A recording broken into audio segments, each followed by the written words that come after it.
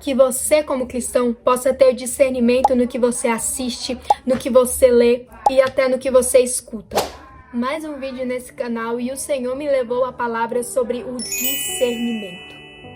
E é o que nós, como cristãos, mais precisamos ter para um mundo pecaminoso como esse. Tome cuidado com séries e filmes, músicas e livros que muitas das vezes parecem ser cristãos, mas que não são. Eu não vim gravar esse vídeo com ideias baseadas na minha própria cabeça, mas na iluminação por meio da palavra de Deus. E que a paz que excede todo entendimento guarde a sua mente e o seu coração para que você possa compreender e entender essa palavra. Em 1 João capítulo 4, do verso 1, o apóstolo nos alerta que não venhamos crer em qualquer espírito, mas examinem os espíritos para ver se eles procedem de Deus. Como cristãos posicionados, a gente precisa reconhecer que nem tudo que se diz vindo da parte de Deus verdadeiramente é. Pois há muitos falsos profetas no nosso meio, querendo enganar ou até mesmo perverter a nossa fé em Jesus Cristo. E João deixa claro nesse capítulo como discernir esses espíritos. Todo aquele que confessa que o Senhor Jesus Cristo é Senhor, esse espírito é de Deus. Porém, todo aquele que nega isso é um espírito mau.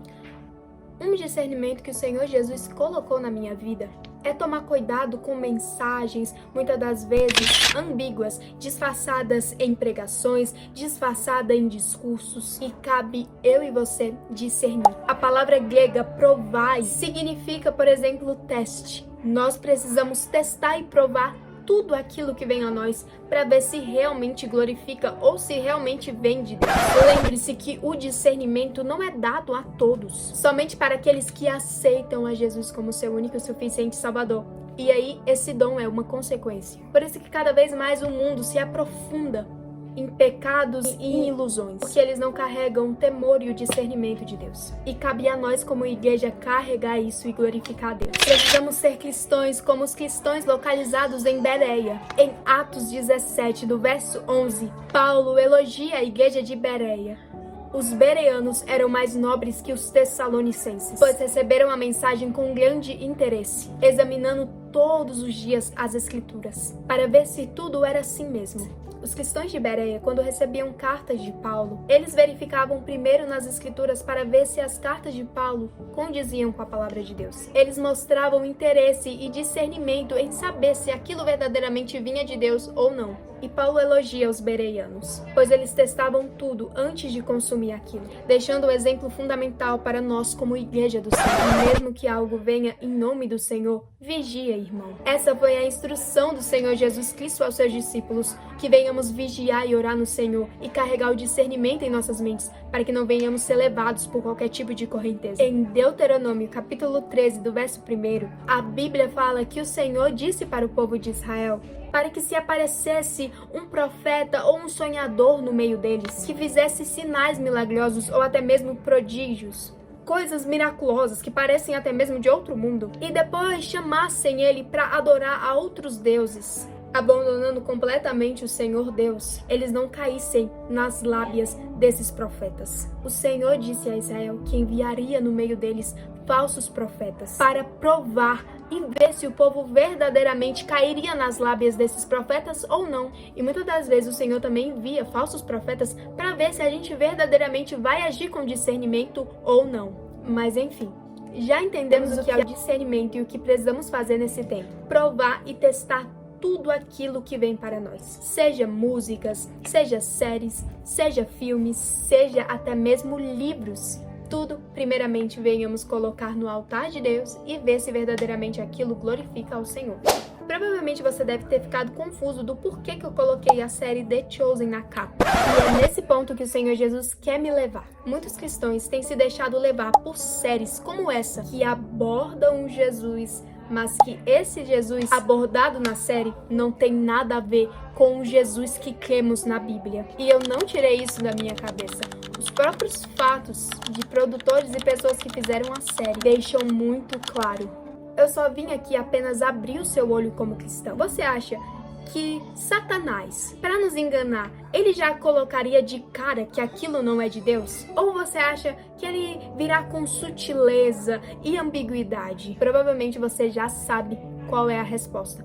com certeza ele vem com sutileza, pois o próprio apóstolo Paulo falou que até o próprio Satanás vem disfarçado de anjos de luz para nos enganar. E cabe a nós discernir se aquela luz vem de Deus ou se ela é uma luz maligna. E o Jesus que é abordado na série The Chosen não tem nada a ver com o Cristo a qual cremos na Bíblia. Começando que as pessoas começaram a idolatrar até o próprio ator. Vídeos e comentários de pessoas falando que eu acharia estranho entrar no céu e ver que o Jesus que está lá não é o Jesus de The Chosen. Já trazendo uma tese problemática que é a idolatria. O Senhor fala na sua palavra: não farás para ti nenhuma imagem de escultura, nem representações do que há no céu e nem na terra. E muitos têm ido até Jesus por esse tal Jesus de The Chosen. Abrimos os nossos olhos.